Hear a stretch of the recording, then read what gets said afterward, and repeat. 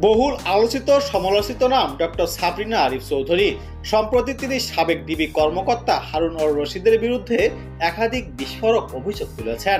তিনি দাবি করেছেন হারুন তাকে ব্যক্তিগতভাবে ফোন করে ডাকতেন, কখনোই নিয়ম মেনে আনুষ্ঠানিকভাবে তলব করতেন না। সম্প্রতি এক টেলিভিশন সাক্ষাৎকারে ডক্টর সাবরিনা এই মন্তব্য করেন। তিনি বলেন, হারুন সাহেব আমাকে 3 বার কল করেছিলেন আনঅফিসিয়ালি, বলতেন একটু আসেন, কথা আছে। উনি প্রায়ই এমনভাবেই ডাকতেন, অথচ আমি তখন ওই মামলার প্রধান ব্যক্তি নই, জেকেজির চেয়ারম্যান বা সেক্রেটারিও নই। আমাকে কেন ডাকা হচ্ছিল সেটাও বোঝা যাচ্ছিল না। তিনি আরও বলেন, আমি বাহিরে থাকাকালীন সময়ে তিনি কয়েকবার ফোন করেছিলেন, কিন্তু যাই বলুন, আমার পরিবার থেকে বারবার সতর্ক করা হতো। ওনার নামে নানা গসিপ প্রচলিত ছিল।